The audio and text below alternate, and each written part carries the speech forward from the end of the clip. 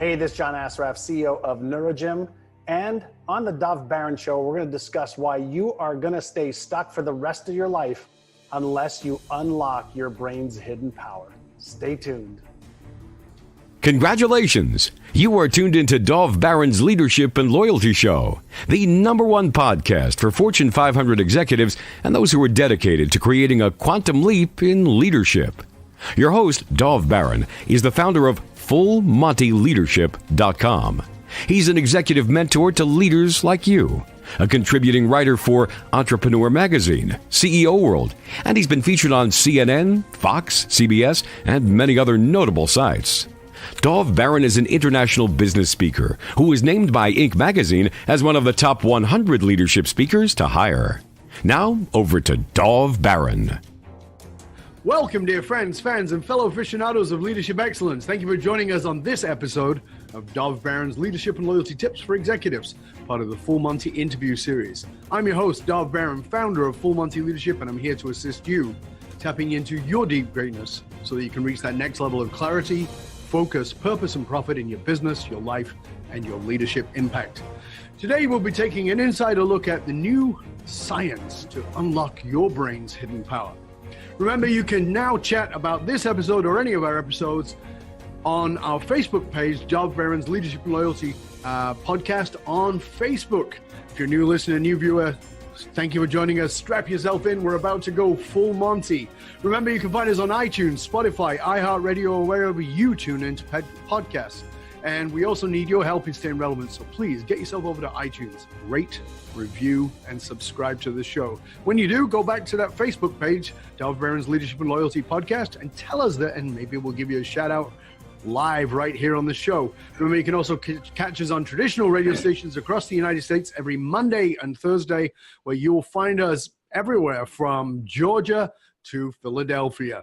Also look for us on Roku TV, where there's over 100,000 subscribers. And if you're a regular listener, big thank you to you for making us the #1 podcast globally for Fortune 500 listeners, with a potential reach of 2.5 to 4 million listeners for every single show. We are honored and grateful to be cited by Inc.com as the #1 podcast to make you a better leader. By the way, you can listen to us on Google Home and Alexa by simply saying, play Dov Baron podcast. Again, thank you for sharing the show with everybody you know. All right, let's strip it down, dive right in. As a leader, whether you are a CEO, someone in the C-suite, a sales leader, entrepreneur, leader in any capacity, you probably know that most of us are overworked, overstressed, and at the same time required to be better, smarter, and more effective than ever before. You know, there was a time when we were told the brain you were born with is the brain you die with. The latest neuroscience tells us that that is a lie. The brain has plasticity. It can change at any time. The key question is, how can you change your brain to unlock its hidden powers? Well, stay tuned, because our guest today is going to help you find out. Our guest today is John Assaraf. He's a New York Times best-selling author, founder, and CEO of Neurogym. And in full disclosure, John is a friend who generously wrote the foreword to one of my books called Don't Read This Unless You Want More Money. He is someone I respect deeply because John is one of the leading mindset and behavioral experts in the world. He's appeared in numerous times on Larry King Live, Anderson Cooper, Ellen DeGeneres Show. He's built 5 multi-million-dollar companies, written 2 New York Times bestseller books, and has been featured in 8 movies, including The Secret. Today, he is the founder and CEO of Neurogym, a company dedicated to using the most advanced technologies and evidence-based brain training methods to help individuals and corporations unlock and ignite their full potential. On top of that, he's the author of a brand new book entitled Innercise. Ladies and gentlemen, please put your hands together and help me welcome John Assaraf. And the crowd goes wild. Hey, my friend. How are you, mate? It's good to have you on the show. Thank you for joining us. Hey, congratulations on having such a spectacular, kick-ass show. I love it. Thank you, sir. Well, you know what? What most people don't know is, you know, when I first started a radio show, you were one of my very first guests. So you were there right at the beginning when it was very, you know, we were a little less polished, but thank you for being part of that. You helped us to kick it off. And the show, we've actually, in one form or another, the show has been going for 10 full years now. Wow. Amazing. Pretty amazing, eh? Yeah. Yeah. That just speaks to your persistence, your vision, your goal achieving ability versus goal setting ability. Thank you, sir. I sincerely appreciate it, and I thank you for your support.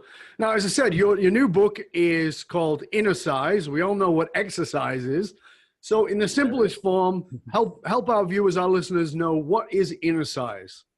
Sure. So many of the listeners probably remember Jack LaLanne in the 60s and 70s. You know, he revolutionized the health and fitness industry with exercise and nutrition.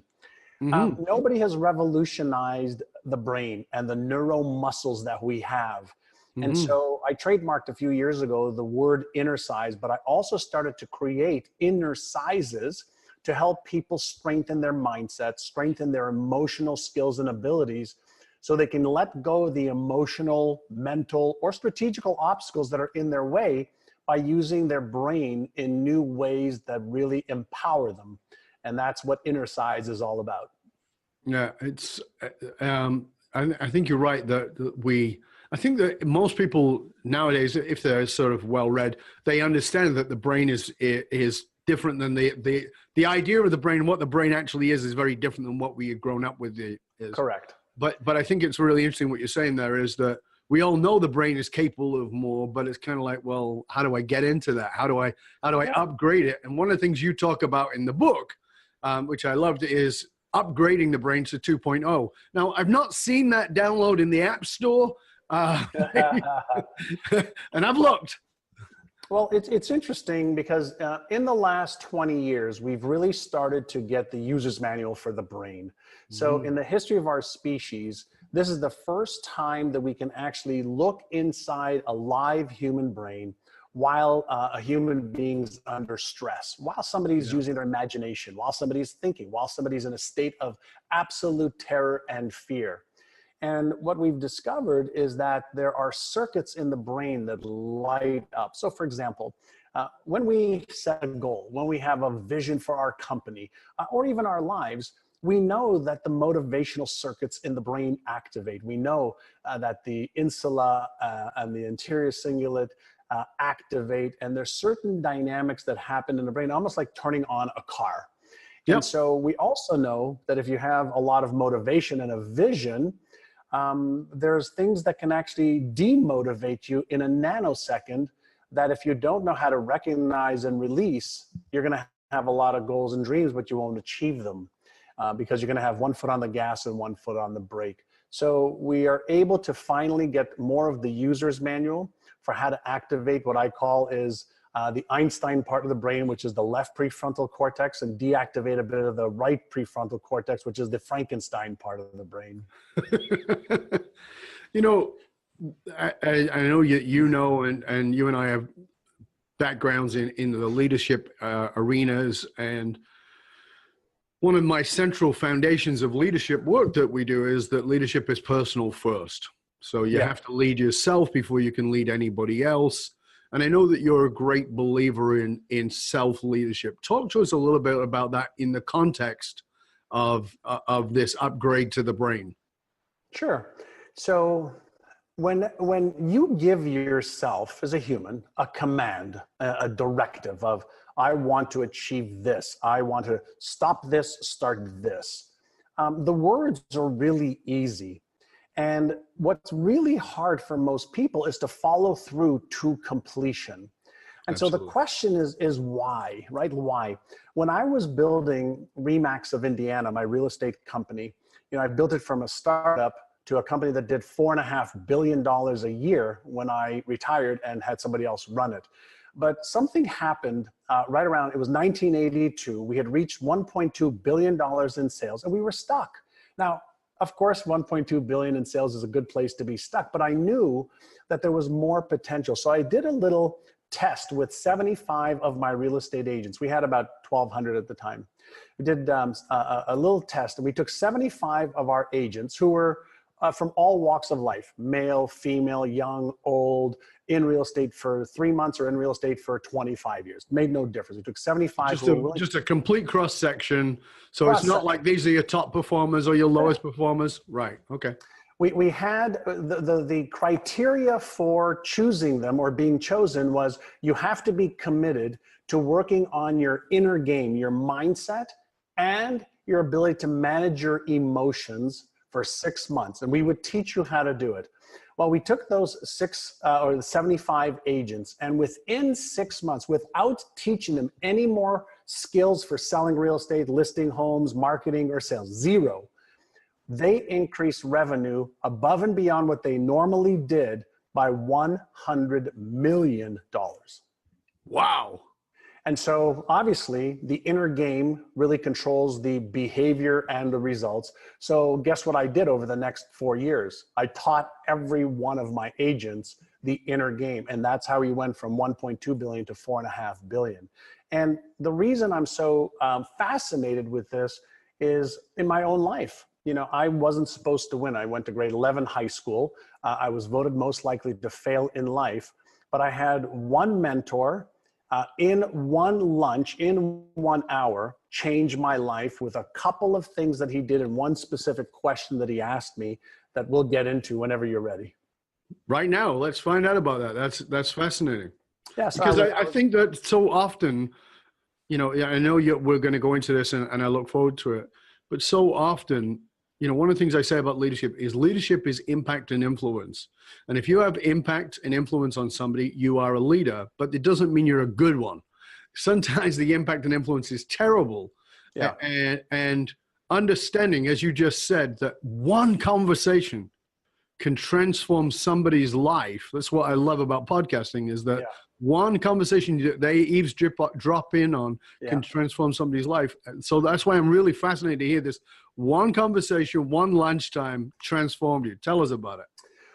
I was 19 years old, living in Montreal, Canada, working for a computer hardware company called Philips Electronics that owned a subsidiary called Micom. And I was getting in trouble with the law, doing illegal things, not fun. And I was moving in the direction of either death or the jail, one of the two. And so my brother was a tennis instructor, and he was teaching very affluent people how to play tennis. And he invited me to Toronto for the weekend, and he arranged for me to have lunch with a man by the name of Alan Brown, who was a real estate developer, had 7 real estate offices, had agents, had just a lot of business acumen, and it was a wonderful philanthropist and just an all-around beautiful humanitarian. And he sat down with me, and after asking me a whole bunch of questions of why I was getting in trouble and why did I think I didn't do well in school and why did I leave school at grade 11, he asked me what were my goals, what was the vision for my life. And I said, well, what do you mean? I want to be able to, you know, get out of my parents' house, move into an apartment, get a car of my own instead of taking the subway. I want to stop doing the crappy shit that I'm doing in my life and stop working in this meaningless job. And he said, what are your other goals? Like, when do you want to retire? How much money do you want to make? What kind of health do you want? And he started asking me these questions about health, wealth, relationships, career, charity, finance, contribution to the world. And I was like, I'm 19 years old, man. Like, what the F, right? And he said, listen, here's some forms I want you to fill out. Come back to me on Sunday before you take the train back to Montreal. So on Sunday, we got together and he looked at my goals. He says, good, way to go. Where'd you get all of these things that you want to achieve? I said, well, I love to watch the TV show called Lifestyles of the Rich and Famous with Robin Leach. And I want a beautiful car, and I'd like to travel in jets if I could, and travel in yachts once in a while and have a nice Lifestyles of the Rich and Famous. Yeah. So he said to me, he says, you know what, great. Are you interested in achieving those goals and dreams, or are you committed? I said, well, what? He says, well, I don't have any problem with any of these goals and the vision that you have, but are you interested in achieving them, or are you committed? And so I said to him, I said, Mr. Brown, what's the difference? I mean, I was 19. He said, son, he says, if you're interested, you'll do what's convenient. He says, if you're interested, you'll do what's easy. If you're interested, you'll come up with stories and excuses and reasons why you can't. He says, but if you're committed, you'll upgrade your knowledge, you'll upgrade your skills, you'll upgrade your beliefs, you'll change your habits, and you'll become the man who can achieve those goals versus somebody who is interested and figures out why they can't. So which are you, young man, interested or committed? And I remember, I'm 57 today, so this is 38 years ago. I remember to this day, I was shaking in my boots and I said, Mr. Brown, I looked up at him. He says, I'm committed.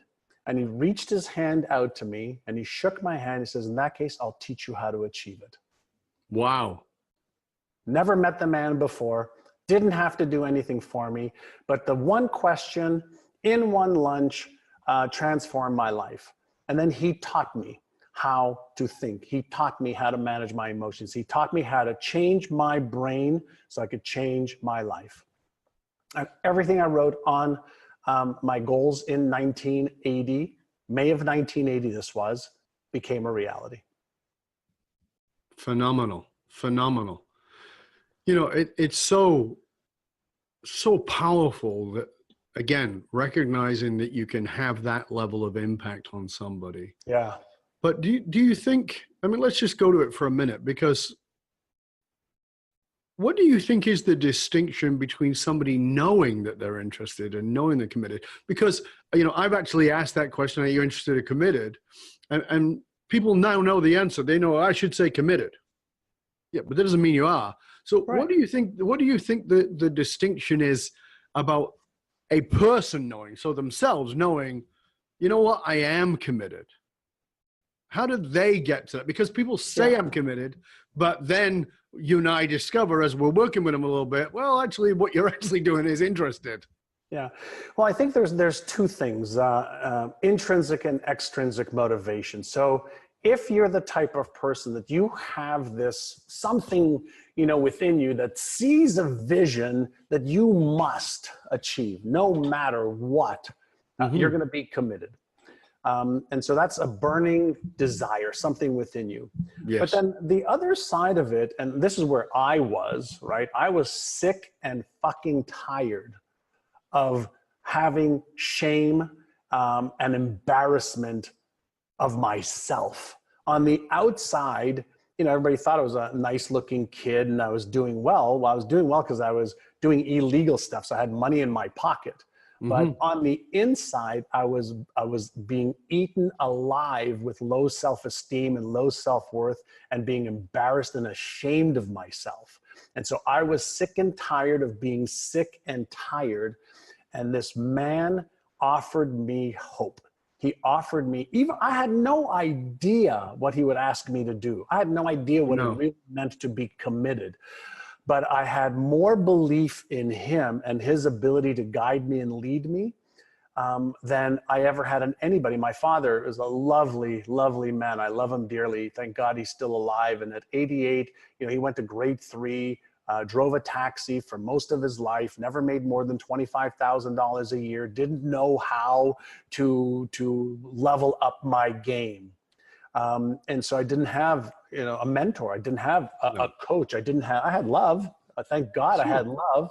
I never got told you can't do that, except in school. My parents never said you're not good enough or smart enough. They always said you're smart enough. You may not be doing it in school, but you're smart enough. But I equated doing horrifically in school. I was actually in the top 1% of my class in school that made the 99 other percent above me possible.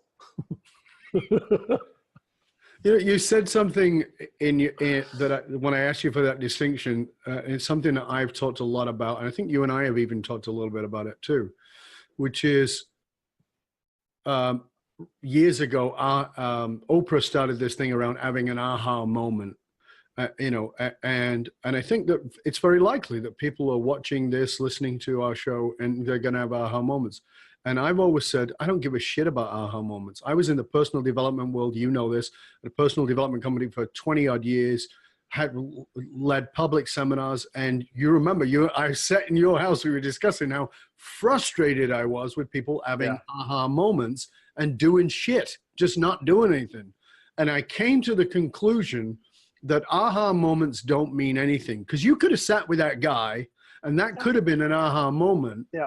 But what instead, and you described it beautifully, is what you had is what I talk about is aha moments don't mean anything. What you need is a fuck it or fuck you or fuck anything situation where you go, I can't bear this anymore. Right. So fuck it. I'm going to do what I have to do, even if it upsets everybody. Even if people walk away from me, I just can't bear whatever it is anymore, whether that's the shame you talked about or the embarrassment or those things.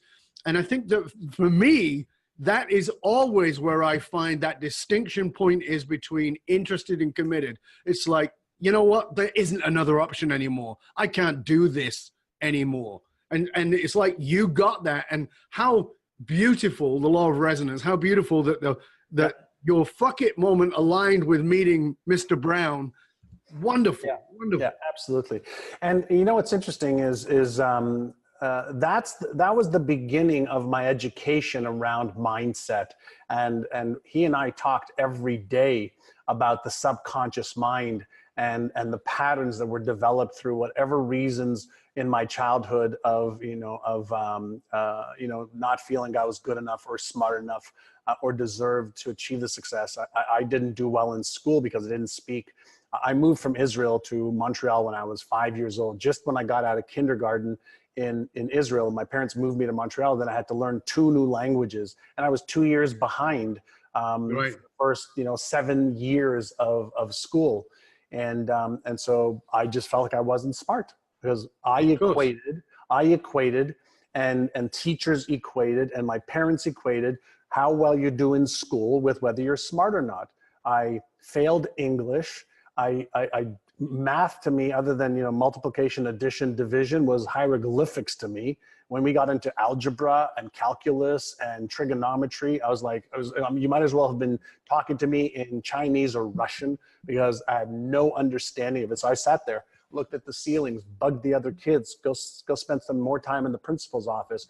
So I had enough evidence that I wasn't smart. And that lasted into my 20s. There's still remnants today of me still not feeling I'm smart enough and good enough. Every time I set these big, grand goals in areas that I'm not the expert, I'm like, am I smart enough to do this? Am I, I know I'm worthy enough. Am I good enough to do this? Can I really build the team, to do this? And I know the answer is yes, but there's still that. But that programming is still there. There's still that inner critic in there that thinks, that talks, that little voice, that memory, of my past that rears its little head every once in a while. The difference today is I know how to recognize it, I know where it's coming from, and I know how to counter it. Right. And this is the key. I mean, you and I have, we talked about this before. That's what we have in common. I was the same in school, failed miserably, failed English, I mean, if somebody had told me when I was in school, you're going to write books, I'd be like, yeah, have another drink and you might as well light a big fat one while you're at it because there's no way. Right. But, we've both gone on to write best-selling books. We both, math, the same thing. I had all those things, but there's this drive that is there. And it's interesting because the counter to that, and I've talked a lot about this even in my corporate work, is that more than 70% of high achieving leaders are suffering from imposter syndrome. Correct. We all think, and the difference is, I have it, you have it, you just talked about it. Yeah. We have it. The difference is that people like you and I who've been focused on the mind and understanding how the brain works and all those kinds of things have learned how to manage it, but it doesn't mean it goes away. And this is why what I love about what you're saying about inner size, because the analogy I give people all the time is, I want you to imagine that you went to the gym for 2 years and you got yourself in wicked shape. You ate the right food, you worked out every day, and you looked in the mirror and you had, you had the 6-pack, at 60, and you were like, amazing, right? You're just amazing shape. Would you go, okay, well, I don't have to go to the gym anymore, I'm in great shape? And they go, well, of course not. I go, why? Well, I guess I'd get fat again. Yes, it's called atrophy. Same shit goes on in your brain.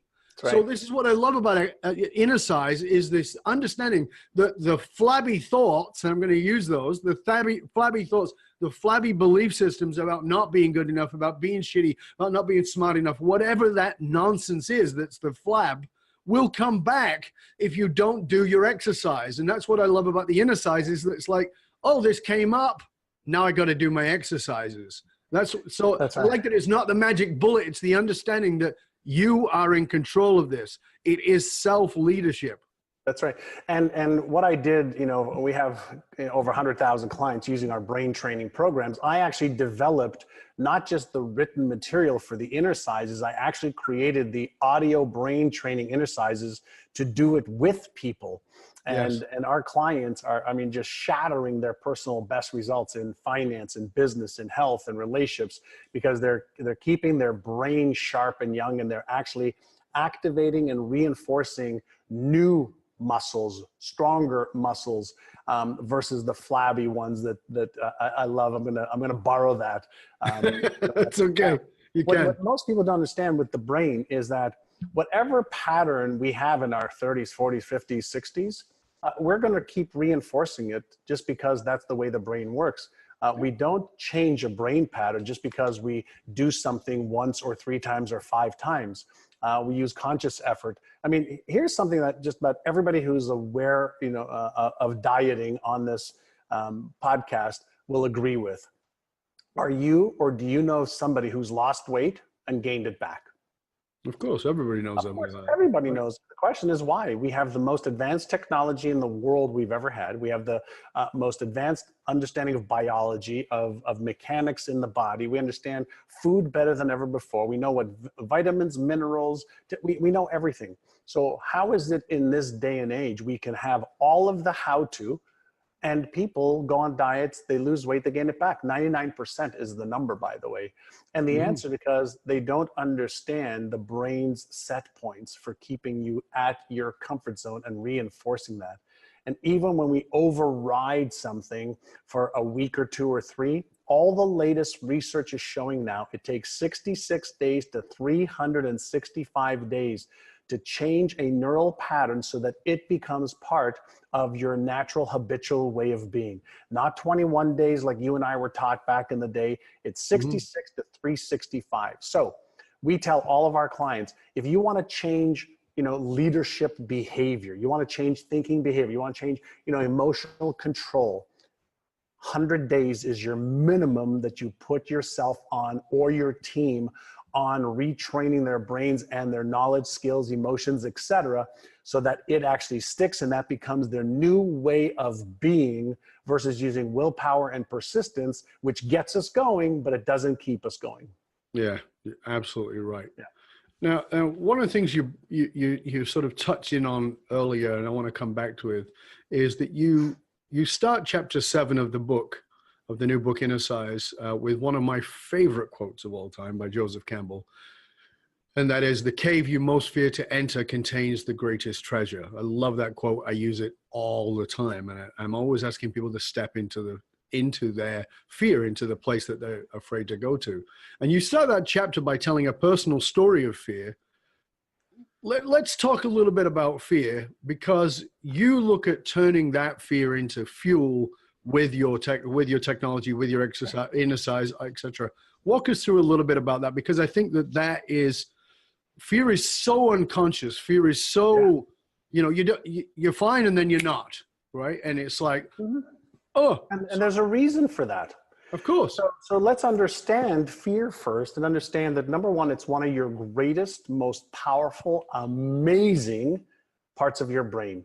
And the brain is based on a hierarchy of processes. So number one is safety first. So safety for your life first, safety for emotional safety, mental safety, physical safety, financial safety.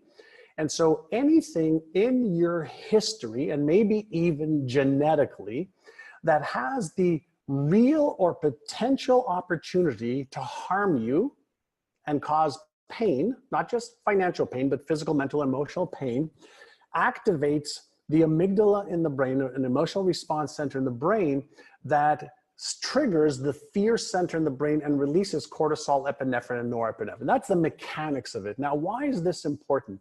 Well, first, it's important because it is like your earliest, most advanced early warning system. It's part of your reptilian brain. So billions of years of evolution have created this part of your brain to make you alert and aware at a subconscious level first.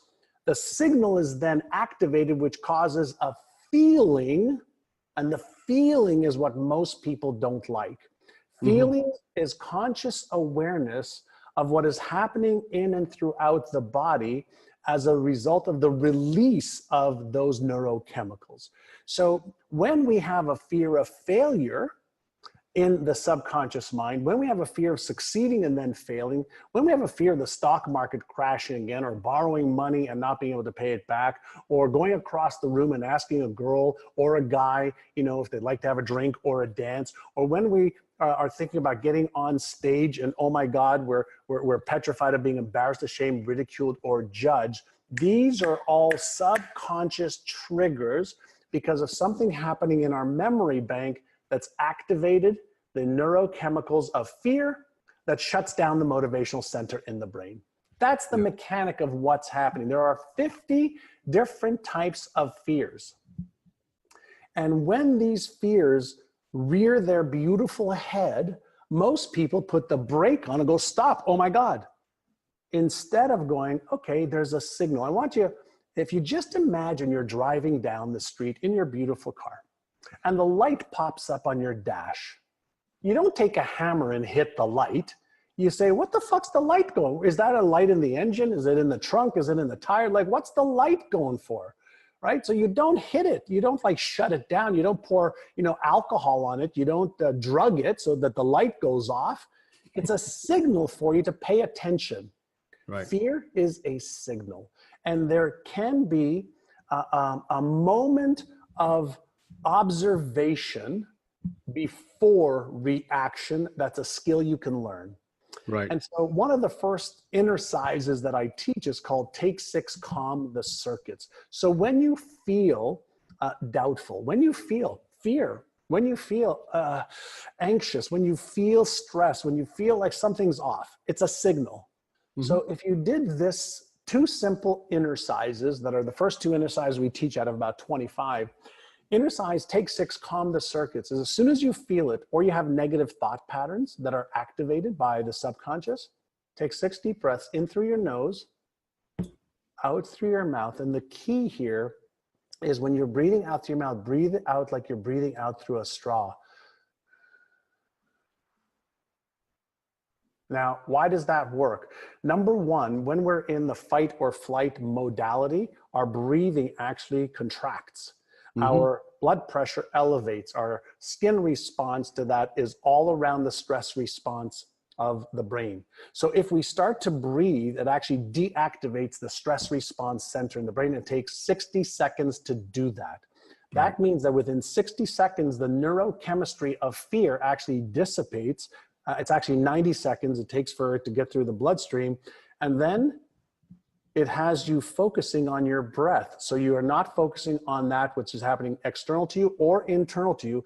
And then if you go to the second innercise, it's called Aya, which is awareness, intention, action. So in a calm, relaxed state, you can ask yourself, what was I just thinking? What am I feeling? What are the sensations that are going on in your body, in my body? What was I just doing that caused this trigger of this emotion that I don't really want right now? So you become aware with no blame, no shame, no guilt or justification, pure awareness. Then you ask yourself, what's my intention right now? My intention is to be focused, to be happy, to move forward, to take action, to not do this, to do that. Great, that's my intention. And then great, what's one action I can take to move towards my goal or dream? One action, not 10, one. Why? When the fear response center is high, your brain's on high alert. As soon as you calm it down, it stays on high alert in the background. And if you just take one step forward, it goes, okay, this is safe. And you develop this self-leadership skill of awareness, of intention, and of moving forward, even when the fear response is triggered, because you've taken a nanosecond to think of thoughts, feelings, emotions, behaviors, and is it safe? Do I want to move forward? Yes. Now what you're doing is you're reconfiguring the entire stress response center in the brain, the fear response center in the brain, the leadership skill in the brain, the confidence circuit in the brain, the certainty circuit in the brain, by just doing that less than 2-minute innercise. Yeah, beautiful. That is, thank you for sharing that, because that's something practical that people can do. And something I just want to say to our audience, in order to understand fear, because I think we do give it a bad name. And as you said, it's a beautiful thing. We need it. It keeps us alive. But a lot of it is over magnified. And so just let me have everybody grasp this for a moment. Your brain will go into a fear response every time you do something. So depending on the amount of it, but every time you do something that is not familiar. Familiar comes from the Latin word familius.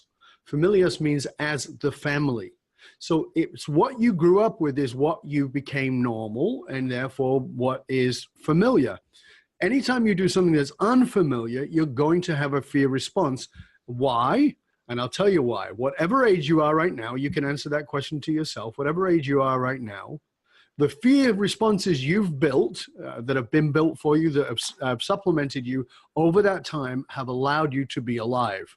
So in your brain, this shitty set of systems that you've got running that keep you limited have actually kept you alive. And so your brain goes, hey, don't mess with it. It's good. It's good. So there's a fear response comes up every time you do something different. When I go in and work with a company, oftentimes I'll have a leader who'll say, well, listen, this has worked for us for 30 years. We don't want to mess with this. And I'm like, well, that's a good way to go out of business. If you keep doing what you've done, it's a good way to go out of business because things have changed. It's the same thing with your brain. If you keep going back to what's kept you safe, you can't thrive. You will survive. You have survived, but you will never thrive. What John's just walked you through here is a way to confront that piece in a very gentle way. So it's not, again, you said no judgment. So it's not like, shut up, you shitty brain. It's simply, thank you. Yep, this has worked. It's great. Thanks for the warning sign. This is definitely different. Is it bad? Am I going to die? Is the world going to come to an end?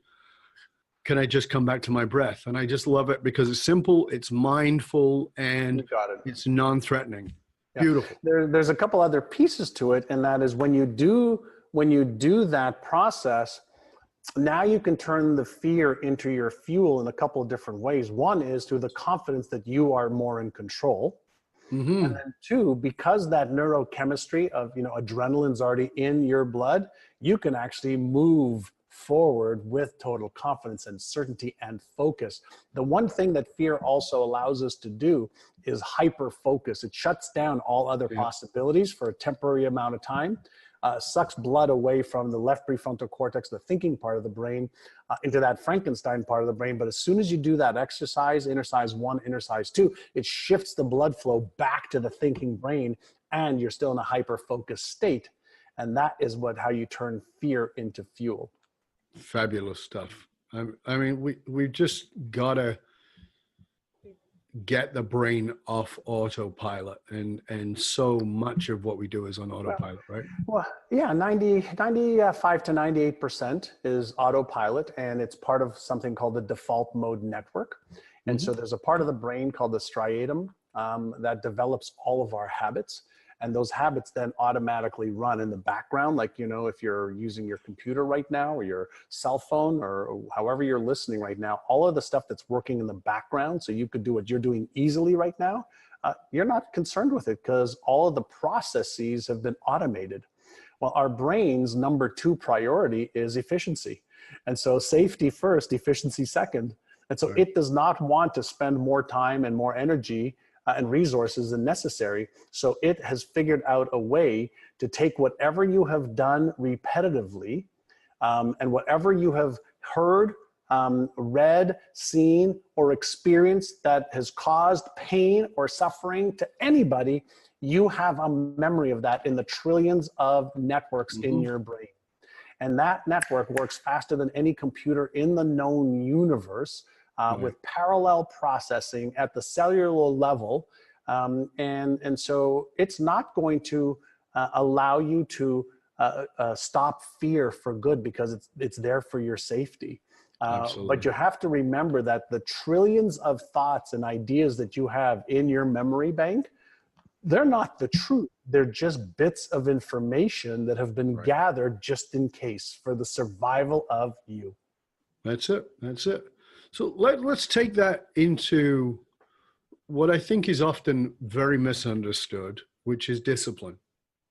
I have a lot of challenges with the way people see discipline as willpower and those kinds of things. Talk to us about what you know about the brain and discipline and how to apply that.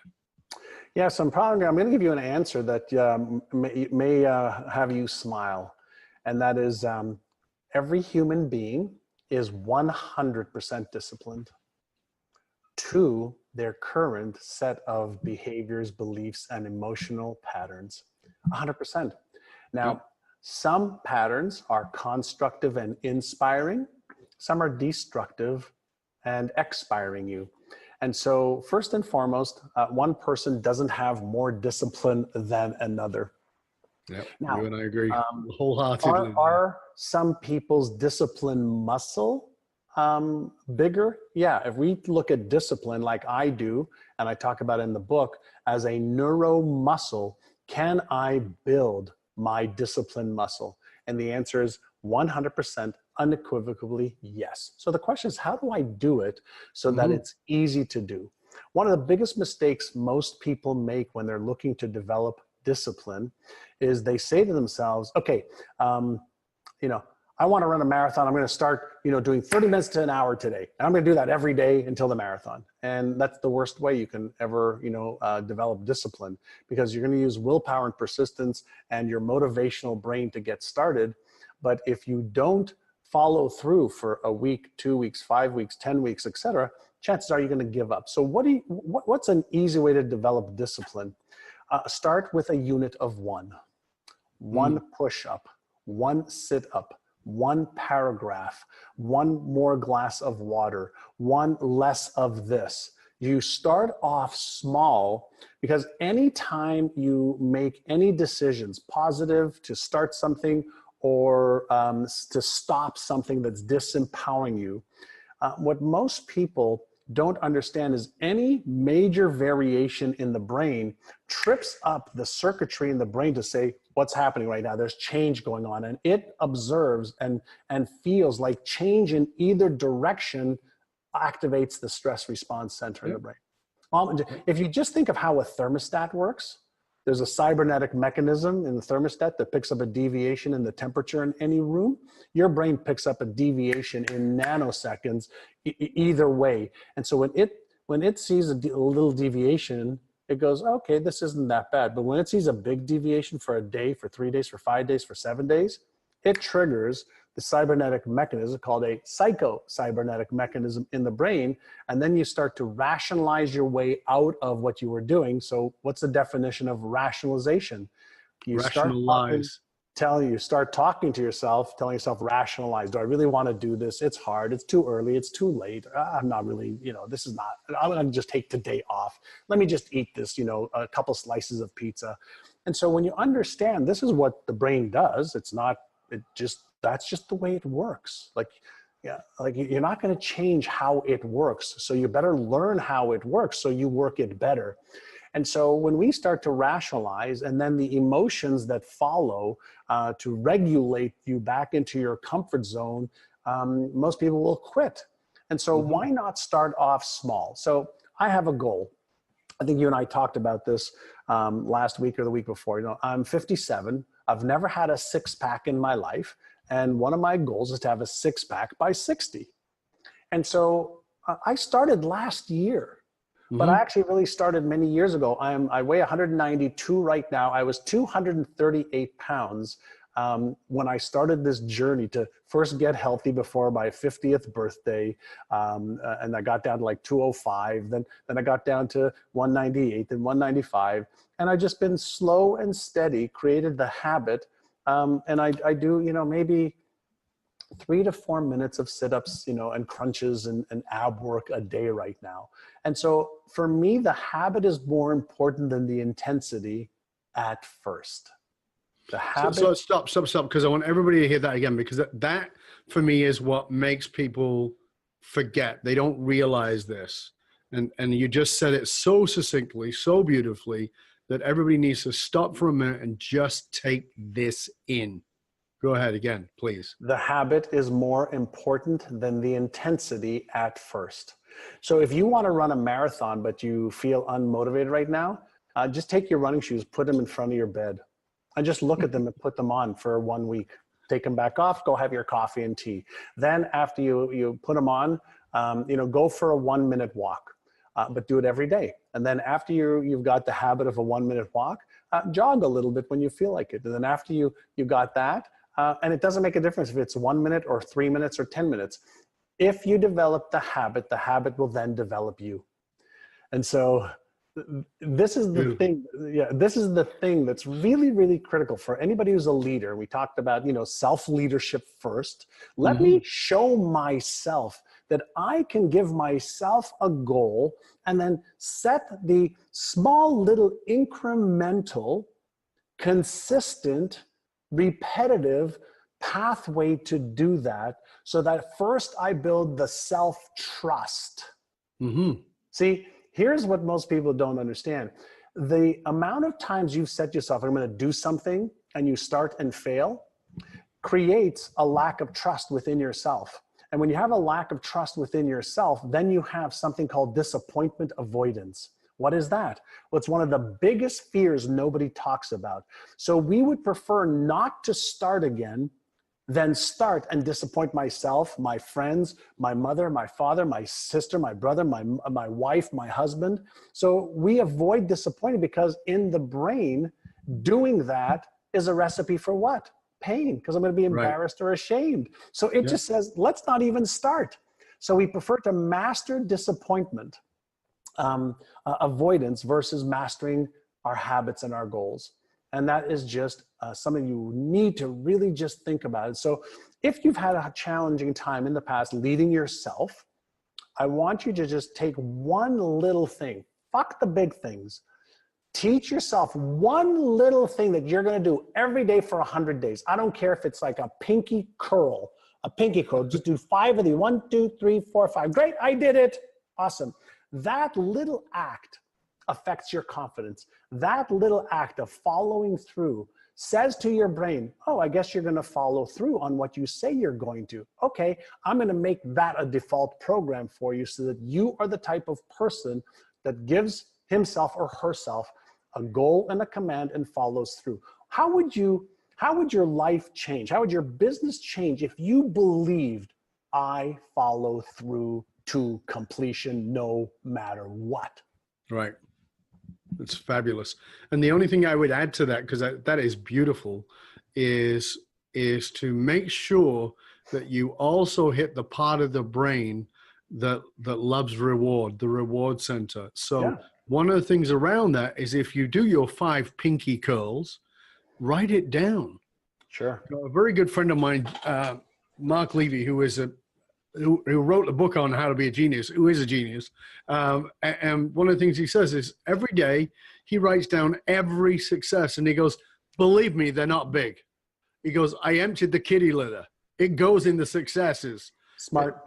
Because every day he's reminded, I am successful. Absolutely. Right. Yeah. And I think that, and you train the brain to go, yeah, I'm successful. I'm successful. And I used to write mine. And actually, after I had a conversation, him and I were talking about something, I used to write mine all the time. And I'd stop for a while and I came back to it and I went, I'm not going to write my successes. What I'm going to write instead is this. I'm successful because, and then I wrote my success. I put that at the front end. I'm successful because, in his case, because I took out the kitty litter.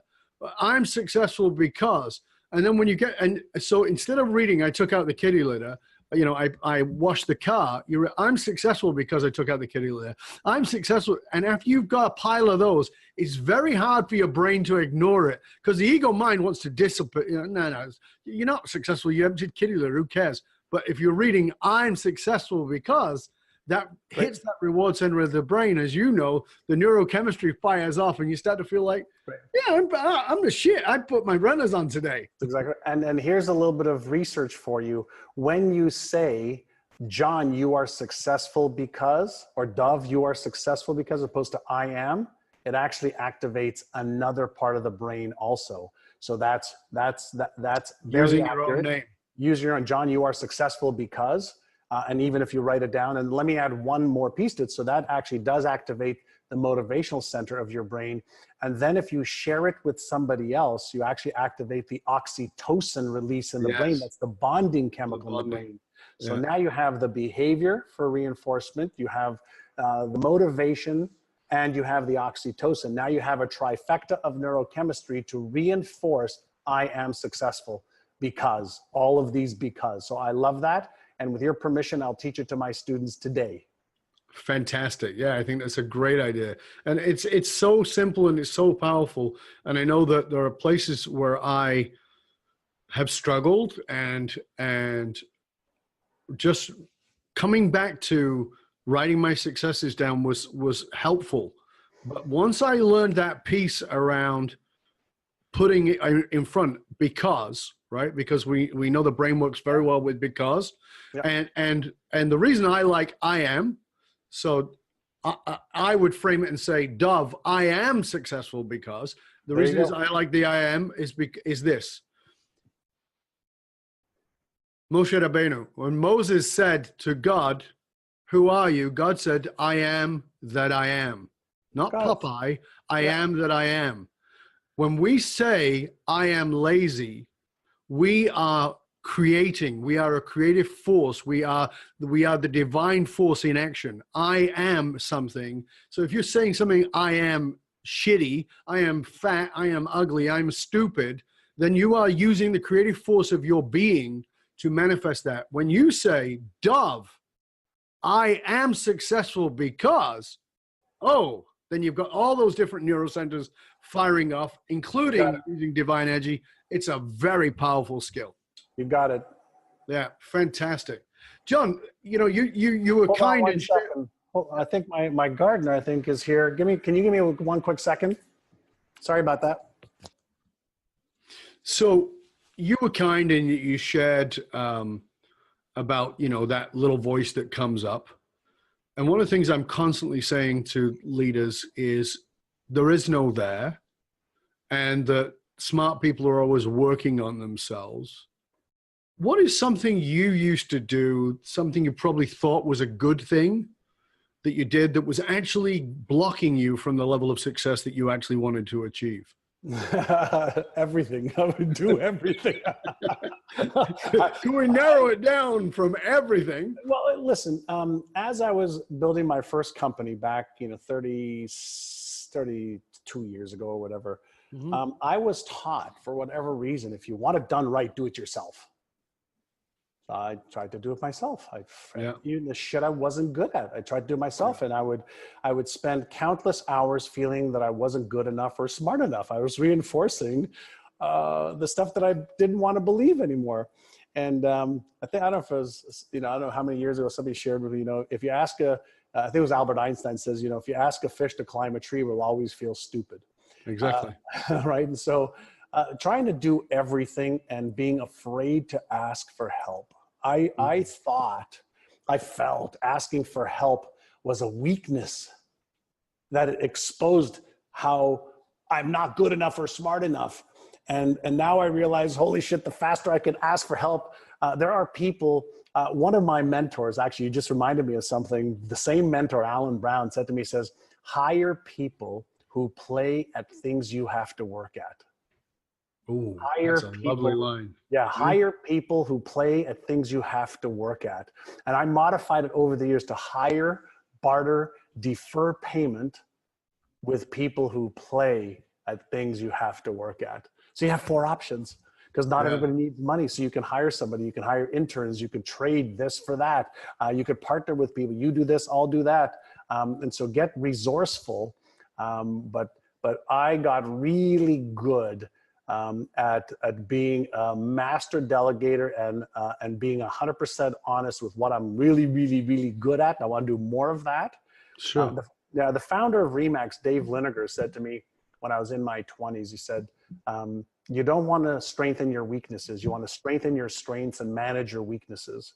He says, so quickly figure out what you're weak at and just manage those. Have other people do them.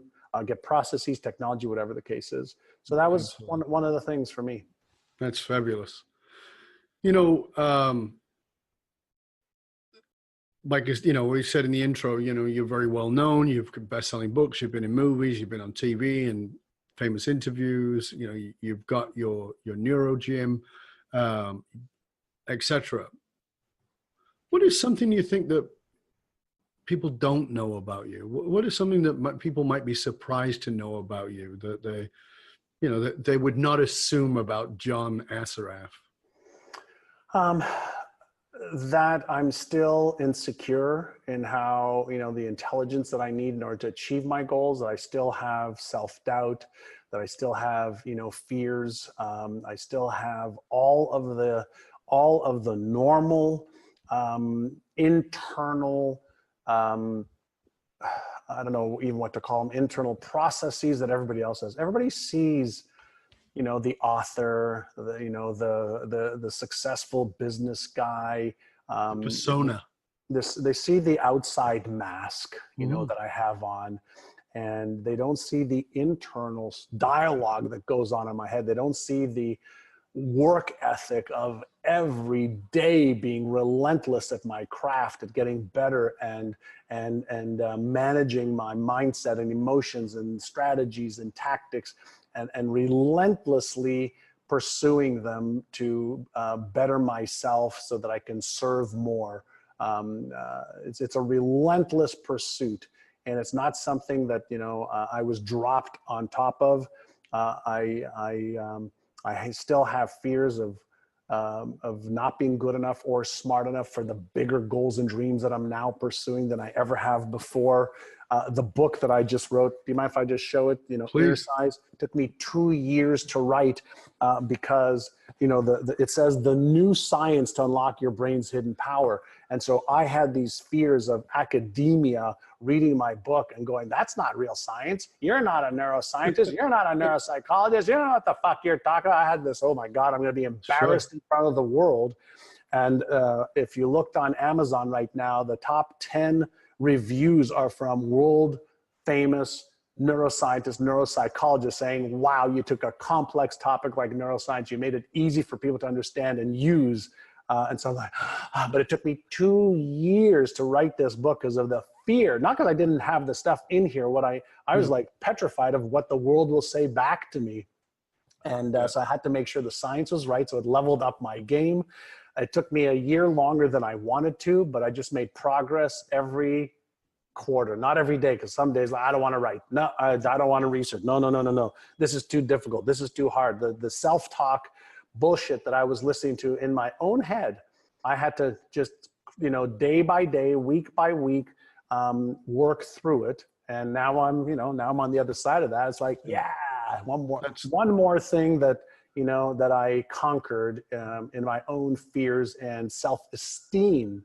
There's only 4 things that hold people back: your self-esteem and self-worth combined, your fears, your limiting beliefs, or the stories and excuses that you tell yourself. There's not 25, only those 4. Right. It's not knowledge and skills, because you can Google whatever the fuck you want right now and get the answer, get a book, get a course, get a program, get a this. The knowledge and skills of how to, that's the easiest part of the equation. Exactly. Win the inner game, you win the game of life. Yeah, absolutely. We're coming towards the end of the show. I want to ask you, share with us a guilty pleasure. A guilty pleasure. I am used to be a sugar-aholic. And so I used to eat a whole cake. I would eat 10 cookies. I would eat, not 1, 10. I also used to drink a lot of alcohol. I stopped alcohol about 9 years ago, excuse me. But then I started eating a lot of sugar. And so one of my guilty pleasures is if I could find the best carrot cake, I'll eat a whole cake. A whole cake. And so I don't have a lot of sugar anymore. But once in a while, it's just insatiable. So even now, that can be a guilty pleasure. Oh, yeah. Yeah, even now it could be a guilty pleasure. Yeah. So as we finish up, thank you for sharing that with us. I appreciate that. It's one of the things, again, it's part of that I want our viewers, our listeners to grasp the humanity of all of us, and that, the persona is not the truth. The persona is the persona, and we've all got our insecurities, and we've all got shit we're dealing with, and we've all got, you got it every day. Every day. So as we finish up, would you share with our audience something really simple, practical? I mean, you've given lots, by the way, but sure, something really simple, practical that they can go and do for themselves or for the people that they lead within the next, preferably within the next 24 hours, but certainly within the next few working days. Sure. Something that we teach all of our clients and students is something called cognitive priming. So cognitive priming is the act of priming your brain every day to focus on the goals that you want. So for example, if we were to walk to my bathroom right now, on my bathroom window, it has my vision and my goals and my life's purpose, etc. And every day I do something called brush and prime. So as I brush my teeth, I prime my brain to look at my goals, and I see myself achieving those goals. So what does that do? It gives my brain the instruction, this is important, this is what I want to achieve. All my goals are written in the affirmative as if they've already happened. And so I could brush, look, so now I'm reading it, I'm seeing it, I emotionalize it, and 90 seconds to 2 minutes later, I'm done priming my brain, brushed my teeth, brush and prime. Your brain is already set up now for focusing on achieving your goals. Beautiful. Beautiful. Simple, beautiful, practical. Anybody can do it. Really want to thank you for being with us, John. This was great, as always. Love our conversations. Please tell our viewers, our listeners, where they can tap into the resources, the new book, whether it's your NeuroGym programs, or any of the things that you offer. Sure. So for the book, Innersize, go to ignitemybrain.com, ignitemybrain.com. And when you buy the book and then, come back to that site, just go to, just follow the instructions, and I'll give you 9 brain training audio innersizes. If you want to find out more about my company, go to myneurogym.com, myneurogym.com. and sign up for one of our, free events. We have some amazing free events like the Brainathon. And so they can go to Brainathon 1, 2, 3 as well. So ignitemybrain.com is 1, myneurogym.com is 2, and Brainathon123.com is 3. Fabulous. Thank you so much. And by the way, if you Google John Assaraf, it's you're gonna find more pages than you can possibly ever get through. There's lots of video, lots of audio, lots of great resources out there by John, and I personally highly recommend it. And so you can take that as a personal endorsement from me, because I think that John's a great guy and does great work. So I encourage you to do that. I want to thank our guest today, John Assaraf. I hope you'll stay with us to the end. John, thank you so much, my friend. I really appreciate it. And for you, dear listener, as always, I will say to you, please don't just listen or watch the show. Go do something with it. It doesn't work if you don't. Information is worth the hole in the donut. Transformation takes place with application. So go and apply it. Remember that you can chat about this show or any of our shows on our Facebook page. Go to Dov Barron's Leadership and Loyalty Podcast on Facebook. Go in there and chat about the show. And remember that the research consistently shows that one of the biggest challenges facing some of the most successful companies can be somewhat counterintuitive, in that these fast-growing companies often hit a point where they realize they're spending a fortune attracting, training, and developing talent, only to have them leave at an alarming rate. If you're sick of investing in the training and development of your talent before you get your ROI, then come talk to us at fullmontyleadership.com, where we provide you with the essential leadership skills to rekindle and amplify the hidden loyalty assets inside of your organization by tapping into purpose. fullmontyleadership.com, providing you with the concrete soft skills to get you and your organization to the top and keep you there. Why? Well, because you can't outsource authenticity. Remember, you can also stop by the Matrix, matrix.fullmontyleadership.com, matrix.fullmontyleadership.com. You don't need a www. And get your authentic leadership matrix self-assessment tool. It's valued at $197. It's absolutely free to our listeners, so please get over there. And remember, you can catch us on Google Play and Alexa. Simply say, play Dov Barron Podcast. Thank you for sharing the show with everybody you know. Till next time, stay curious, my friend. Stay curious about how you can tap into the hidden power of your brain. I'm Dov Barron. I'm here to assist you tapping into your deep greatness to reach that next level of clarity, focus, purpose, and profit in your business, your life, and your leadership impact. And I am out.